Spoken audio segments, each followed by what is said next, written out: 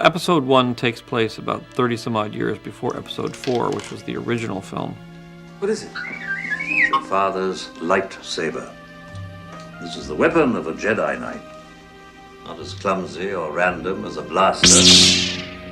An elegant weapon for a more civilized age. I was looking for a kind of sword fighting that was reminiscent of what was in the movies that we'd already done, but a more energized version of it, because we'd actually never seen real Jedis at work. We'd only seen crippled half droid, half men, and young boys that had learned from these old people. So to see a Jedi in his prime fighting in the prime of the Jedi, I wanted it to be a much more energetic and faster version of what we've been doing.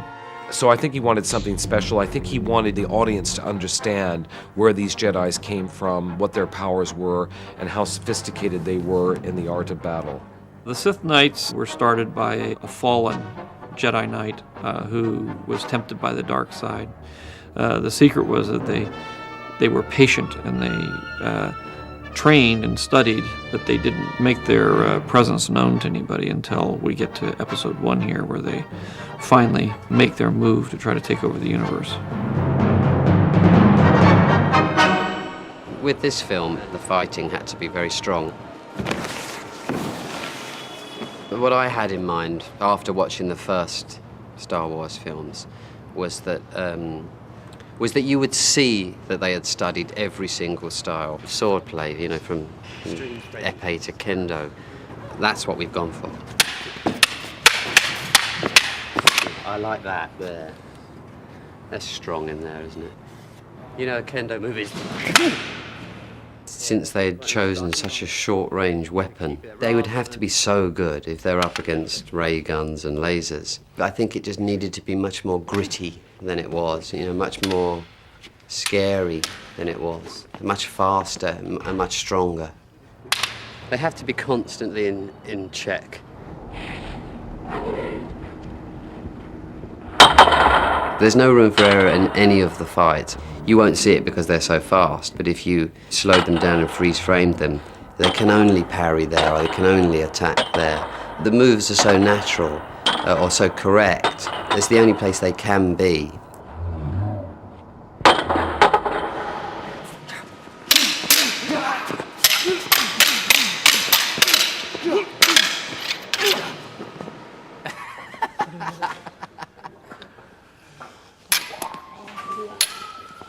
The first time we were rehearsing these fights, of course, we started making the sound effects of the lightsabers, like, you know, we kind of looked at each other and I thought, okay, we have to stop that, you know. It's interesting. I mean, I've done maybe 4 or 5 films where I've had to do quite serious sword fighting. So I have a kind of a grounding in it. Normally with like sabers, you have to kind of hack, you know, and put weight behind it, but with these things it's very, very gentle, kind of smooth and fluid. Fast movements, but very kind of gentle at the same time. And when they use their lightsabers, they're extensions of themselves, you know? I love having my lightsaber. It's the most exciting thing I've ever known. To have my own lightsaber is cool. There's not many people can say that they have one. I mean, you're almost straight out of that. Once that's gone in, you're spinning and chopping, because he just steps in. Right, so what is it again from there? Yeah, just that from the... We were blessed with both you and Liam. I think they understood that it had been written almost as dialogue, and so they could relate to it very easily. And it's got such a particular style of its own, really, the lightsaber fights. So I don't know, it just all came together. I love it. I've really enjoyed it. Ewan picked it up in a flash, and now is I think faster than any of us. So this is a Ewan McGregor lightsaber. We have to go through one fight. We're gonna have to get stronger ones made. They don't make lightsabers like they used to. Liam has a beautiful style, powerful. Yeah, that's it. That's what makes it work. He's fantastic at it. I said I wanted a faster version of what the other movies were, more energetic version. And that's basically what he gave me. And I think the key to it was that we had a good villain who was a great fighter. I always wanted to fly when I was a kid. I wanted to be like the guys in the movies. So that's how I started my martial arts. I found Darth Maul, and he's being played by a guy called Ray Park.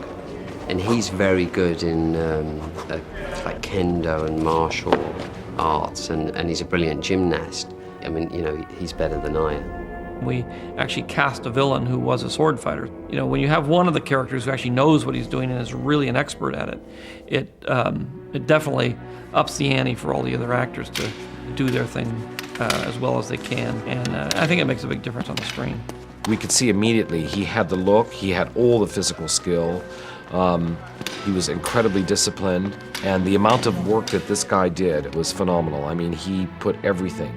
He spent, 20 hours at the studio every day. The hatred that comes out of his eyes, there's no question that he is the serious bad guy.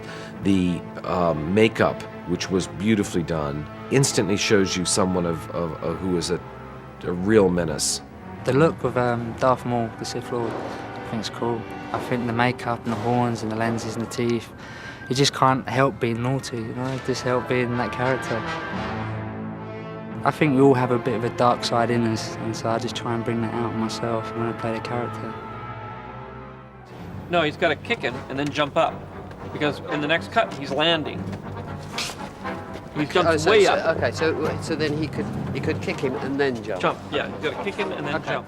It would be not a very exciting sequence. I think it was all just done with doubles.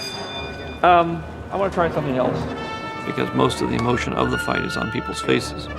Do it slow. You go like that. Now you got to kick him.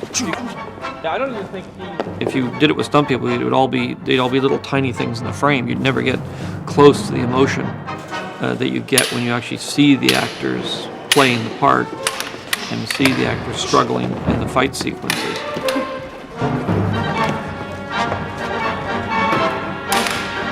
With 3 months of really hard work, they came up with a wonderful set of choreographic fights that were really remarkable and fantastic.